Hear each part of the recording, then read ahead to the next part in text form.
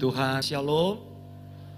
Bapak Ibu, kita bersama-sama hari ini saya akan memberikan, kalau yang belum kenal saya orang Bengkong, gereja di depan Pasar Sukarame, mungkin sering lewat di situ, ICM. Saya tinggal di Bonavista. Saya datang dengan putra saya yang pertama, saya 4 anak saudara, 1 istri, jangan dibalik. 4 anak, 1 istri, 2 ucok, 2 butet, ya. Saya asli Manado, istri saya dari Jawa. Tapi di Batam saya dikasih gelar marga Sinambela. Ada nggak Sinambela sini? Puji Tuhan, ini marga agak jarang, makanya saya pilih yang jarang. Karena kalau banyak nanti banyak minta sembako. Enggak, canda ya. Baik Bapak Ibu yang dikasih oleh Tuhan. Senang sekali saudara kita dalam situasi seperti ini. Tema tahunan dari Gembala Pusat saudara sampai ke seluruh, yaitu tentang the year of integrity. Di dalam bahasa sekuler itu integritas, tapi dalam wawasan teologis itu bicara ketulusan, kemurnian. Saya percaya saudaraku, ketulusan kemurnian hari-hari ini pada umumnya mulai langka, mulai jarang. Karena dengan masa situasi kita kelihatan siapa kita dalam masa-masa seperti ini. Nah Bapak Ibu yang dikasih oleh Tuhan, di ibadah yang kedua, tadi saya ibadah yang satu, saya khotbah tentang bukan dari luar ke dalam, tapi dari dalam keluar, karena karakter itu ada di dalam. Dan ibadah kedua, di dalamnya itu apa? Saya akan membahas tentang bagaimana kita membangun dimensi ilahi. Karena hari-hari ini kita jangan sibuk dengan hal-hal yang sementara, yang bisa digoncang. Yang hari-hari ini kita lupa ada sesuatu yang dahsyat, sesuatu yang luar biasa yang sudah Allah berikan kepada kita. Katakan amin. Namun karena fokus kita lebih cenderung melihat apa yang kelihatan, 2 Korintus 5 saudara ayat 7 berkata bahwa ya hidup kami bukan melihat tapi by walk iman, berjalan dengan iman. Jadi bukan melihat. Nah ada sesuatu yang luar biasa saudara. Dalam musim ini kita justru di dalam tahun integritas, apa yang kita harus bangun? Dimensi manusia roh, dimensi ilahi kita. Katakan dimensi ilahi. Karena manusia, saudaraku punya roh dan jiwa tinggal di dalam tubuh. Boleh ikut kalimat saya? Saya adalah manusia roh yang memiliki jiwa yang tinggal dalam tubuh. Amin. Sekali lagi, saya adalah manusia roh yang memiliki jiwa yang tinggal dalam tubuh. Amin. Nah hari ini saudara, ada satu ayat di awal ini kita baca bersama-sama saudara. Karena 3 ini harus dikuduskan Tuhan menjelang kedatangan Tuhan. Saudara, mari kita baca di dalam surat Rasul Paulus kepada jemaat yang ada di Tesalonika dalam 1 Tesalonika 5 ayat yang ke-23. Kita baca bersama-sama. Saudara lebih enak baca duduk atau berdiri? Ya terserah lah ya. Oke. Oke, duduk aja ya. Oke, 3, 2, 1. Semoga Allah damai sejahtera menguduskan kamu seluruhnya. Dan semoga roh, jiwa, dan tubuhmu terpelihara sempurna dengan tak bercacat pada kedatangan Yesus Kristus Tuhan kita. Saudara, sekali lagi saya akan baca lagi, lihat. Semoga Allah damai sejahtera menguduskan kamu, bukan separuh, katakan seluruhnya. Apa yang seluruhnya? Yaitu tadi, roh, jiwa, dan tubuh. Tujuannya apa? Terpelihara. Hari-hari ini saudaraku, kita lebih sibuk kepada hal-hal yang bisa tergoncang. Pak, kalau nggak makan ya gimana Pak? Pak, kalau nggak kerja ya gimana Pak? Kita lebih sibuk yang hal-hal yang bisa tergoncang itu. Kita lupa Allah sedang memelihara kita sempurna 3 ini. Roh, jiwa, dan tubuh. Untuk apa? Supaya kita tak bercacat pada kedatangan Tuhan Yesus yang setuju, katakan amin. Mari secara sains saya akan menjelaskan roh, jiwa, dan tubuh. Supaya kita punya pemikiran yang sama, saudara. Lihat, tadi saya katakan manusia kita adalah, saya adalah manusia roh yang memiliki jiwa, yang tinggal di dalam tubuh. Nah, saudara, sedikit pemahaman teologis, ketika Adam dan Hawa jatuh dalam dosa, maka saudaraku, ada yang hilang dalam diri Adam. Tapi sebelum mereka jatuh dalam dosa, umur Adam itu tidak bisa dihitung. Umur Adam berapa lama. Ketika manusia Adam pertama diciptakan, dia dalam bentuk tubuh karena dari debu tanah. Tapi ketika Allah memberikan nafas, nefesi atau nismah hayim bahasa Ibrani, itu bukan sekedar nafas seperti ini, saya bergerak hidup, bukan. Tapi di dalamnya ada jiwa, ada ruach, roh, yang nanti dikenal itu di perjanjian baru, Roh Kudus. Jadi waktu Allah mengembuskan nefesi, nismah hayim kepada Adam, Adam mendapat paket Roh Kudus dan jiwa. Tapi ketika Adam jatuh dalam dosa, maka usia Adam mulai dihitung 930 tahun dia meninggal. Artinya apa? Ketika manusia ada di dalam dimensi ilahi, manusia pertama Adam mengalami keabadian yang luar biasa. Tapi ketika dosa yang membuat Adam punya limited, bukan unlimited, limited, terbatas. Apa yang keluar? Nismah hayim. Artinya roh yang ada dalam diri Adam itu roh yang biasa. Manusia setiap agama pun percaya itu hati nurani. Tapi yang sesungguhnya yang keluar itulah nismah hayim. Makanya di dalam perjanjian lama hanya tertentu, orang-orang tertentu.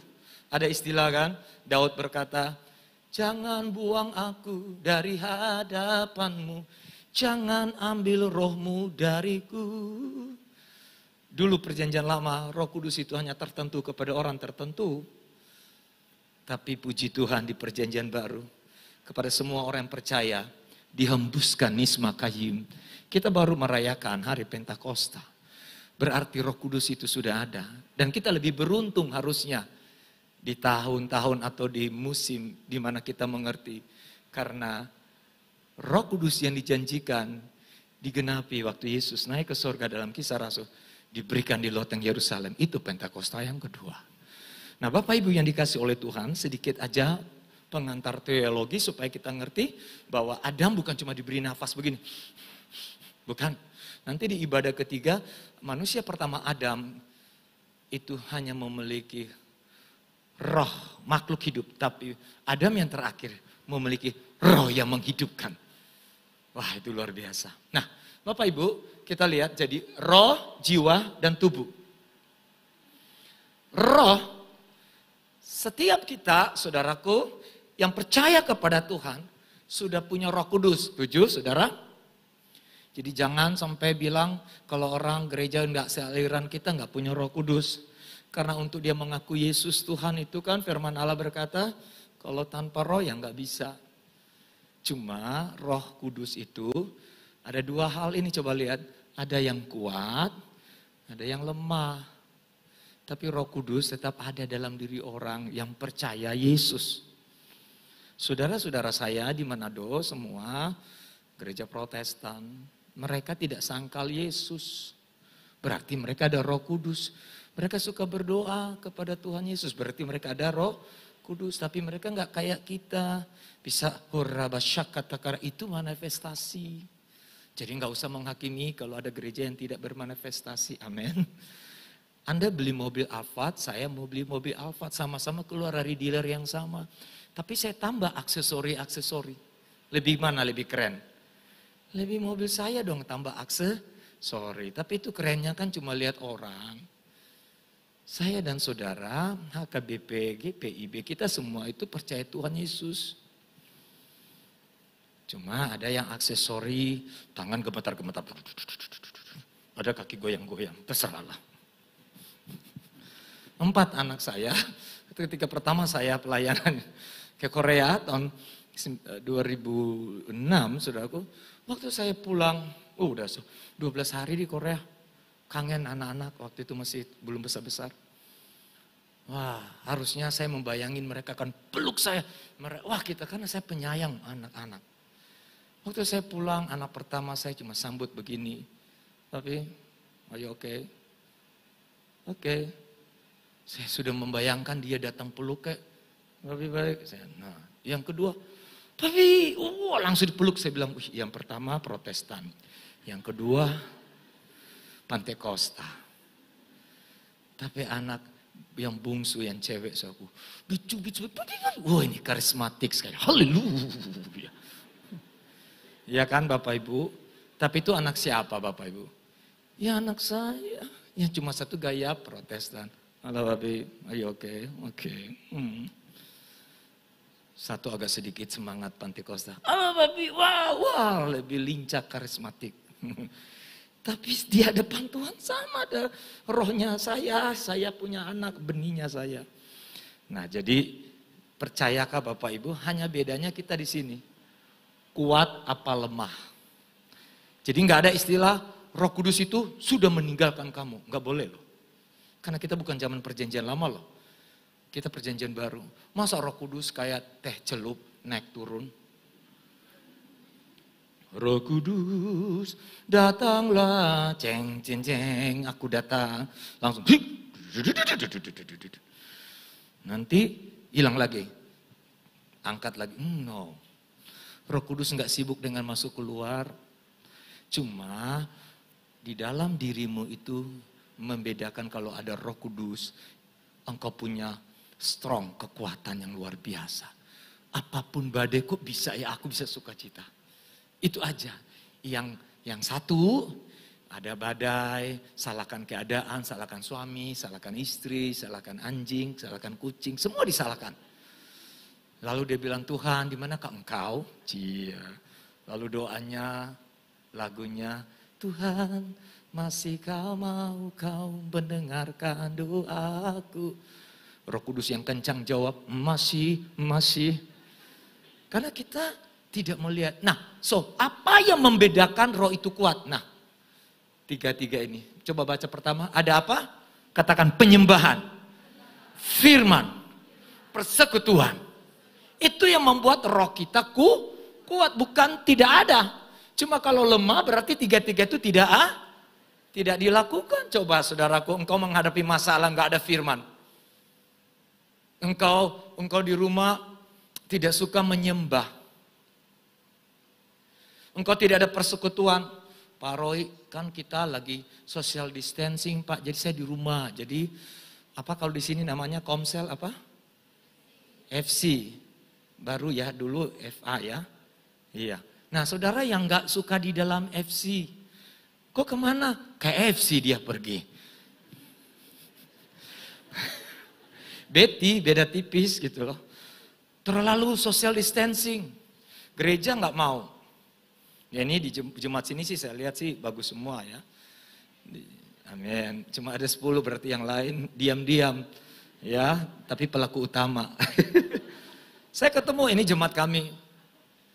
Ya saya nggak kenal kan, jadi ya jemaat kita kan kebanyakan Chinese, jadi agak ngomongnya latata, ya orang Chinese pulau lah.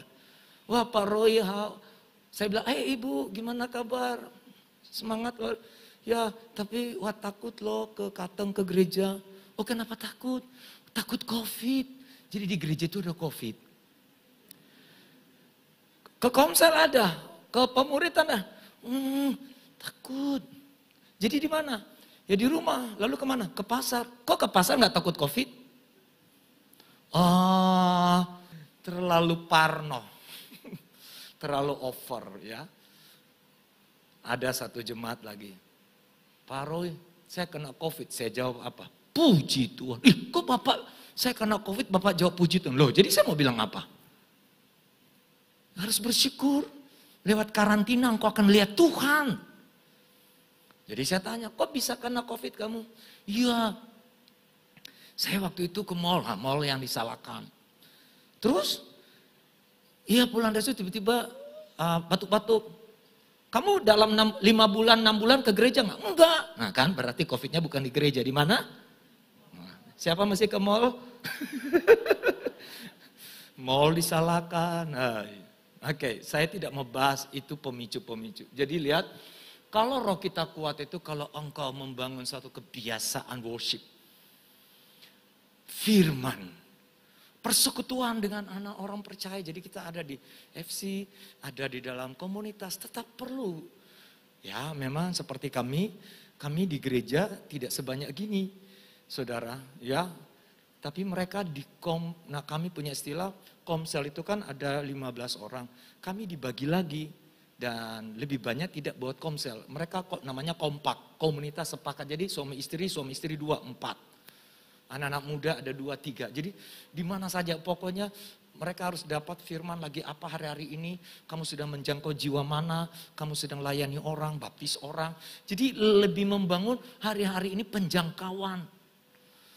Ya, gereja nggak datang nggak masalah, dia bisa online. Tapi kehidupan komunitas persekutuan itu kuat. Jadi Bapak Ibu kalau roh kita kuat ada 3 ini saudaraku. Ada penyembahan, ada persekutuan dan ada firman. Itulah roh kita kuat. Jadi roh kita kuat bukan saudara tiap hari ke gereja. Enggak juga, enggak jadi ukuran. Karena banyak orang ke gereja selingkuh jalan terus. Ke gereja tetap mau cerai. Jadi kan bukan ukuran. Roh yang kuat kalau ada firman dalam hidup saudara. Ada worship, penyembahan. Ada persekutuan mulai dari keluarga. Kita adakan perjamuan. Saya himbau di rumah-rumah. Adakan perjamuan. Saya jumpa seminggu sekali di Zoom untuk perjamuan hari Sabtu. Tapi di rumah-rumah harus ada perjamuan. Karena bagaimana perjalanan bangsa Israel. Dan pola gereja mula-mula. Masa Covid saya berkata puji Tuhan. Jemaat jadi dewasa. Orang Kristen kelihatan. Mana beragama Kristen dan mana murid yang radikal. Murid Kristus. Kalau yang beragama kelihatan puji Tuhan adanya Covid saya tidak ke gereja. Itu kan hanya atribut seremonial kekristenan. Kekristenan bukan agama. Kekristenan itu adalah perubahan Kristus dalam hidup kita. Jadi Bapak Ibu lihat roh kita akan kuat. Saya tidak akan bahas lemah. Berarti lemah without worship, without truth, without fellowship. Orang kalau suka sendiri tidak mau berkomunitas, lihat bahaya. Jadi mau bangun dimensi roh, bangunlah 3 ini. Katakan amin. Nah jiwa, saudara lihat jiwa terdiri dari apa? Pola pikir, pola rasa, pola tindak, pola respon. Raja Daud memerintahkan kepada jiwanya dalam Mazmur 43 ayat 4 dan 5. Hai jiwaku. Dia mau ngomong begini, hai Daud. Berharaplah kepada Tuhan. Jadi Daud perintahkan kepada Daud. Bolehkah Bapak Ibu hari ini jiwa kita ketika lemah kita berkata, hai jiwaku, kenapa engkau lemah? Bersukacitalah kepada Tuhan. Berdoalah kepada Tuhan. Kenapa kamu khawatir? Kenapa kamu bimbang? Kenapa kamu takut? 1 Yohanes 4 ayat 18. Roh Tuhan bukan membuat kita ketakutan. Kasih Allah menyempurnakan, mengalahkan ketakutan.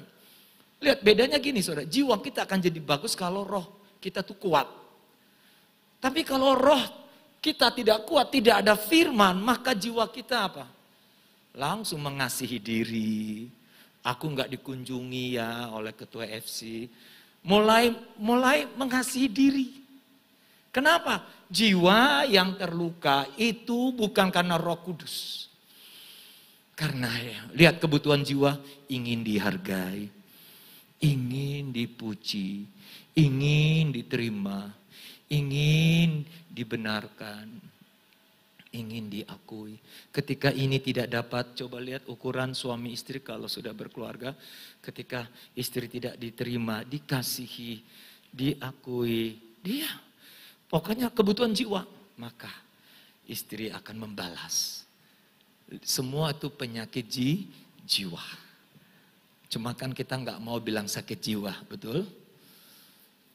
Tapi hari-hari kita kena sindrom. Secara sains namanya psikomatik. Kalau saudara mau ingin dihargai, berarti itu sakit jiwa saudaraku. Aku nggak dihargai, hargai aku dong. Anak muda, godain aku dong. Ih dede.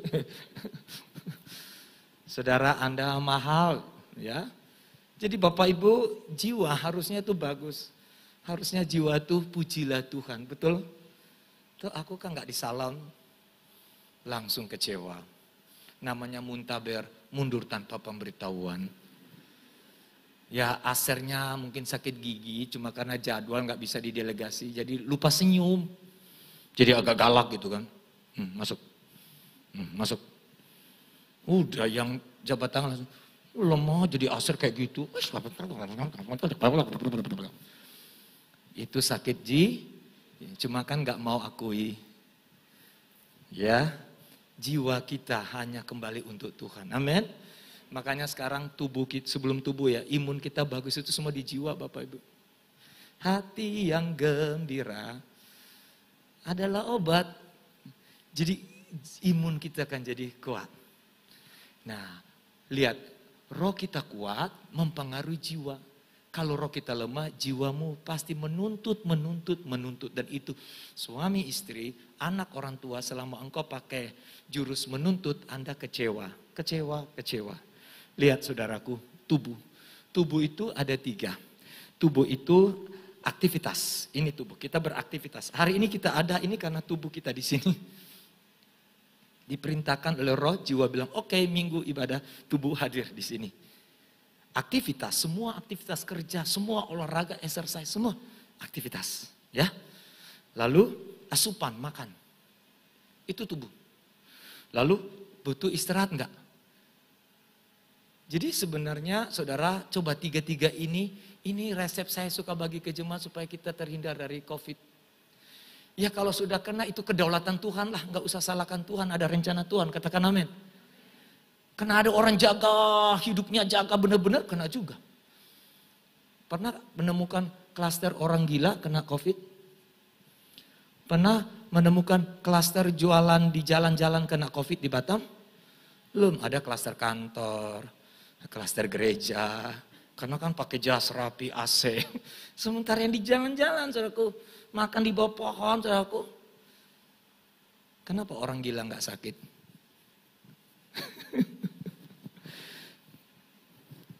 Ya maaf saya tidak bilang kita gila ya. Karena mereka itu sebenarnya lebih waras dari kita. Karena orang waras, sehat masih mikir besok saya makan apa ya. Tuhan cukup nggak uang 10 juta di bank? 10 juta di bank masih tanya cukup. Tuhan apalah margin saya, bisnis saya turun, biasanya omsetnya di atas 200 juta, sekarang sisa 150 juta. Tuhan kenapa aku begini? Nah itu. Sementara orang Gracie nggak mikir gitu. Apa aja dia sikat, sehat kan? Ya cuma maaf saya masa mau bilang saudara gila? Enggak mungkin. Cuma maaf ya sindrom itu selalu kita kena. Ya, anak-anak muda siapa yang belum menikah angkat tangan? Siapa yang mau menikah angkat tangan? Iya, ya. Ya kita kan yang belum menikah kan sibuk. Aduh kenapa ya saya kok orang bilang jelek. Lah gitu langsung dicermin kayak bingung sendiri. Tuhan kok muka saya nggak kayak Bella Sapira ya. Lah itu sakit jiwa saudaraku. Padahal kita bilang kalau rohmu kuat firman apa? Kau berharga di matamu. Enggak lah Tuhan, kayak mana lah aku ini Tuhan, enggak. Lah sakit jiwa. Pria-pria juga sama saudaraku. Kenapa aku hitam? Enggak ada putih manis. Yang ada hitam manis. Ya ibu hatilah kepada yang hitam. Kita bukan hitam, hitam ini mik. Aku tersinggung saudaraku. Saya punya istri kulitnya putih.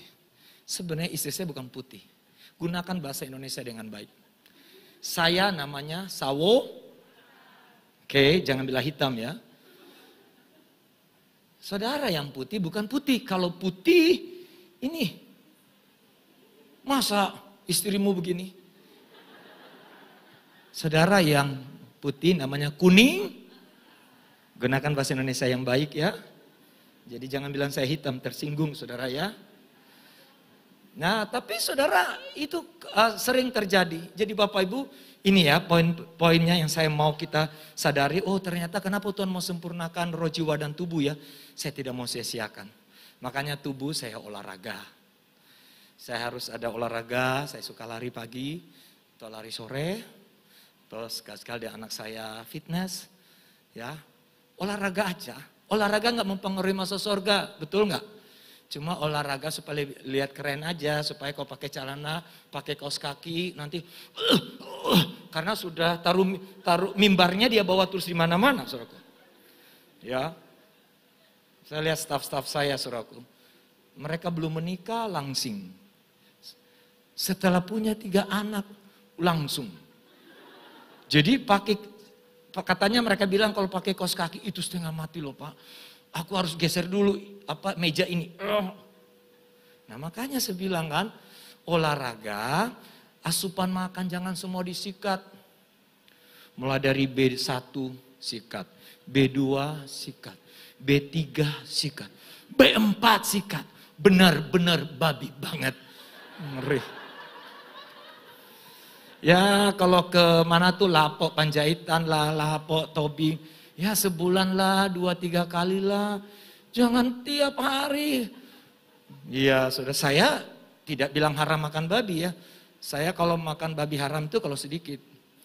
Tapi saya tahu ukuran, kan Alkitab bilang apa? Makanlah yang Nah iya saudaraku, jadi saya perlu makan daging babi tapi tidak everyday. Saya pemakan ikan. Jadi makan daging perlu ya, makan daging babi. Jangan tiap hari saudaraku makan daging. Waduh saudaraku. Jadi kita perlu jagalah Bapak Ibu. Amin. Hidup ini harus di-maintain saudaraku. Jangan semua disikat, semua sikat maka asupan. Lalu ya butuh ada istirahat lah. Anak-anak milenial istirahatnya di jam 1. Bangun jam berapa, polanya nggak teratur. Nanti umur berapa kena penyakit. Kenapa? Tuhan sudah memberi kita tuh istirahat 7-8 jam Bapak Ibu. Istirahat aja dan Alkitab berkata, waktu engkau tidur, engkau diberkati. Amin. Betul nggak? Waktu kapan kita diberkati? Tidur. Tapi ada orang tidur nggak diberkati? Ada. Kenapa? Ketahuan di ngorok. Kalau dia kepahitan sama orang lain, ngoroknya begini. Tapi kalau dia tidak kepahitan sama suami, istri, beda ngoroknya. Enak kali gitu. Ya kan, tapi kalau ngorok itu kepahit. Itu nggak ada di ayat, itu cuma menurut versi saya aja. Mari kita lihat saudaraku, ayat ini saya mau cepat, waktu kita ada molor. Roma 12 ayat 1, 1, 2, 3. Karena itu, saudara-saudara, demi kemurahan Allah, aku menasihatkan kamu supaya kamu mempersembahkan apa? Tubuhmu sebagai persembahan yang hidup, yang kudus, dan yang berkenan kepada Allah. Itu adalah ibadahmu sejati. Jadi ibadah sejati bukan kita datang ke gereja, kayak saya pakai jas, ini kan gaya Eropa. Maunya pakai baju Melayu ya, karena kita di tanah Melayu. Ini cuma ya Eropa harus pakai jas. Saudara, ibadah sejati bukan seremonial tadi, lagu cepat 2, lagu lambat 1, dan bahasa roh sebentar, baru sebentar itu beri tepuk tangan. Bukan, ini 3-3 tadi, roh, jiwa, dan tubuh, amin. Berarti setiap hari saya harus apa? Harus persembahkan Tuhan, mulut saya harus persembahkan, gak usah, aku tidak boleh ngomong jelek sama orang. Tuhan, mataku, ini khusus pria-pria ya, mata ini suka lihat. Padahal istrinya lebih cantik tapi lihat yang di luar. Sambil lihat dia bilang, Pak Roy, aku sedang menyanyi lagu apa? Mataku tertuju pada. Istrinya gak mau kalah. Jaga bibir, hatiku. Saudara, bukan. Kita persembahkan. Jadi ternyata saudaraku, kata mempersembahkan dalam bahasa Latin itu coram Deo. Katakan coram Deo. Anda mengalami connecting with God. Setiap saat, bukan di jam tertentu di menara. Tidak, 24 hours. Sadar saya ini adalah seorang worshiper. Saya harus terhubung, coram Deo. Di ayat yang lain, saudaraku, dia bilang begini, saudaraku. Ya, di ayat berikut, lihat. Yohanes 1 ayat 14, 1, 2, 3. Firman itu telah menjadi manusia dan diam di antara kita. Dan kita telah melihat kemuliaannya, yaitu apa? Kemuliaan yang diberikan kepadanya sebagai anak tunggal Bapa, penuh kasih, karunia, dan kebenaran. Saudara lihat, orang Israel, saudara, Tuhan itu ada di tabernakel, di ruang maha kudus kemuliaannya. Dan itu tidak semua orang, hanya imam tertentu yang bisa masuk. Dan kalau dia ada dosa, saudaraku, mati, sisa ditarik aja. Tapi saudara, di perjanjian baru, kita beruntung sekali lagi. Firman itu tidak perlu ada sampai sekarang. Saya ke Israel juga, bangunannya sisa tembok itu mereka doa. Firman itu, saudaraku, sudah ada dalam hidup kita. Dalam bahasa Ibrani, Shekinah. Shekinah atau bahasa Yunani, Eskenosen. Dia tinggal, dia diam, dia berkemah. Berarti apa, saudaraku? Dia di dalam kita, katakan amin. Saudara, dia tabernakel, dia berdiam. Bisakah Bapak Ibu Anda mau izinkan berbuat dosa kalau Allah ada dalam dirimu? Wah, mumpung enggak ke gereja 1 bulan, bolehlah saya lihat pemandangan yang aneh-aneh. Enggak bisa kalau kita sadar Christ in me. Dia bersekina, dia bertabernakel dalam hidup kita Bapak Ibu. Makanya saya percaya hari-hari ini jangan sibuk dengan melihat situasi yang di sekitar kita. Tapi sadar Allah sedang berkemah dalam hidup kita. Allah sedang bertabernakel dalam hidup kita. Katakan amin. Nah, saudara lihat ayat berikut. Nanti saya akan berikan poin terakhir saudaraku. Matius 4 ayat 4. Ini saya sedang membahas semua dimensi ilahi. 1, 2, 3. Tetapi Yesus menjawab, ada tertulis, manusia hidup bukan dari roti saja, melainkan dari setiap firman yang keluar dari mulut Allah. Saudara berkata, Pak, gimana kalau enggak makan? Ya gimana saya mau ini? Alkitab sudah jelas. Roti itu bicara apa saja. Yang di dunia ini yang bisa tergoncang itu roti. Tapi sebenarnya kita hidup bukan dari roti. Karena ingat saudara, Allah bertabernakel dalam diri kita. Ada firman. Hidup kita itu karena firman. Dalam 2 Korintus 4 ayat 18 digenapi, kita baca 1, 2, 3. Sebab kami tidak memperhatikan yang kelihatan. Melainkan yang tak kelihatan. Karena yang kelihatan apa? Sementara. Sedangkan yang tak kelihatan apa? Saya sampaikan di ibadah 1, power statement saya seorang penulis buku ketiga saya tulis begini. Keterbatasanku adalah sebuah fakta, tapi imanku melebihi fakta. Dan aku hidup bukan karena fakta, tapi karena janji-janji Allah. Amin. Fakta itu sementara. Iman itu kekal. Iman itu tidak kelihatan. Betul enggak? Fakta adalah Anda sakit. Fakta adalah Anda di PHK-kan. Fakta adalah bisnis lagi turun. Fakta adalah kondisi rumah tangga seperti begini. Tapi ingat, Tuhan tadi katakan dalam Matius 4, engkau bukan hidup dari fakta roti-roti itu. Engkau hidup dari setiap firman. Kalau manusia roh kita bangun firman, bangun penyembahan, bangun persekutuan. Jiwamu engkau tidak menyalahkan orang lain. Jiwamu enggak menghakimi orang lain. Kenapa? Jiwamu akan berkata, Tuhan, aku percaya dalam situasi kegersangan seperti ini, aku lihat janji Tuhan. Tuhan tak pernah janji, langit selalu biru, tetapi dia berjanji. Apa? Ya, kita nyanyi sih bisa, tapi kita mau alami. Itu maksudnya saudaraku. Saya simpulkan 4 poin ini saudaraku. Bagaimana kita mau mengalami dimensi ilahi di hari-hari ini. Sehingga apapun goncangan kita harus tahu. Yang pertama lihat. Kita harus berjalan dalam realita hadirat Tuhan hari-hari ini. Ada amin? Karena Kristus ada dalam dirimu. Engkau bertabernakel dengan Kristus. Allah bersyakina dalam hidup kita. Maka kita terkonek mempersembahkan hidup kita kepada Tuhan. Tiap hari. Ya, sometimes kita perlu ada penyembahan secara korporat. Tapi sadar benih penyembahan itu bukan nanti dibentuk di korporat. Kesadaran diri. Saya adalah seorang worshiper. Penyembah. Tuhan menciptakan malaikat yang menyembah namanya Hellel. Dalam bahasa Latin, Lucifer. Tapi ngeri sekali. Dia akhirnya jadi sombong. Yesaya berkata dan dia jatuh. Tuhan menciptakan ada Gabriel, ada Michael, ada Hellel. Semua di belakang LL. Gabriel, Michael, Hellel. Cuma Hellel tidak terkenal, lebih dikenal Lucifer. Padahal Lucifer bukan bahasa dari Ibrani, bahasa Latin.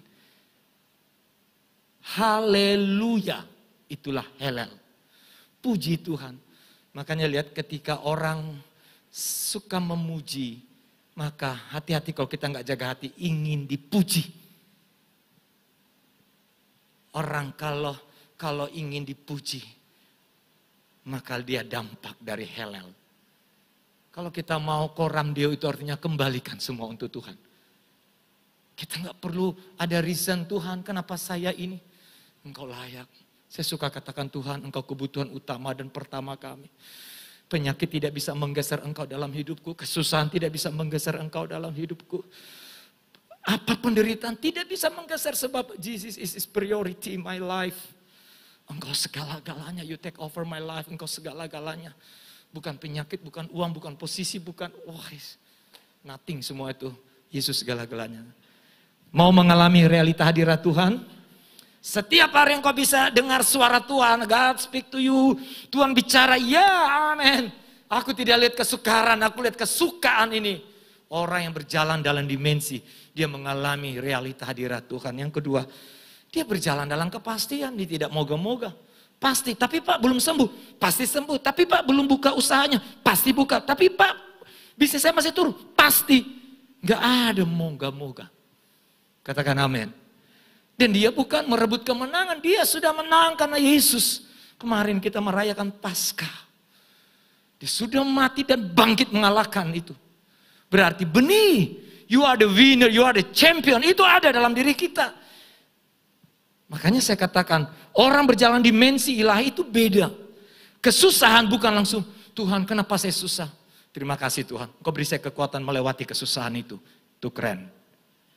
Bisa enggak itu anak-anak muda yang diputus pacar, langsung sekalipun saya diputus pacar. Yesus segala-galanya. Langsung enggak usahlah ke gereja, aku lagi diputus cinta. Ya ampun. Ya, enggak ada di sini kali ya. Hanya ada nggak mengaku aja maksudnya. Oke, yang ketiga saudaraku, memiliki pandangan kekekalan. Lihat yang kelihatan apa tadi? Sementara, yang tidak kelihatan kekal. Saudara pilih yang mana? Yes. Waduh enak sekali. Saya praktek, kami sedang praktek di gereja. Internal life. Wow. Enak ya. Orang kan jadi pemimpin itu maaf ya. Ada dua kata, like and dislike. Jokowi udah bagus begitu, tetap aja yang gak suka.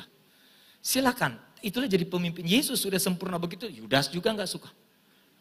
Tapi kita kalau ada di dalam kekekalan, enggak tersinggung orang yang gak suka kita. Ada orang gak suka kita. Kita tetap aja layani. Karena apa? Pandangan kekekalan tidak melihat kepada lapisan pertama orang ini. Cerewet lah apa. No. Dia melihat dia berharga. Dia milik Tuhan. Hari ini, pagi ini kalau engkau sedang diperhadapkan dengan satu situasi, maukah engkau melihat Kristus dalam diri orang itu? Dan yang terakhir lihat, membangun dimensi Tuhan, kita mengalami keserupaan Kristus. Itulah goal kita, menjadi serupa Kristus. Kesempurnaan setiap orang percaya dan keserupaan dengan Kristus adalah hal yang sama. Mari kita bangkit berdiri saudara. Satu statement ini kita baca, ini statement saya. Next, sorry. Kita baca 1, 2, 3. Semakin dalam pengenalan akan Allah, maka semakin kecil segala sesuatu yang kelihatan. Amin. Saya nggak tahu apakah engkau lihat masalahmu gunung. Kalau engkau mengalami kedalaman pengenalan akan Allah, penyakitmu itu bukan besar. Katakan kecil. Kesusahanmu bukan besar. Katakan apa? Yes. Puji Tuhan. Saudara diberkati. Ya, saya kepingin kita bersama-sama memuji Tuhan dengan satu lagu.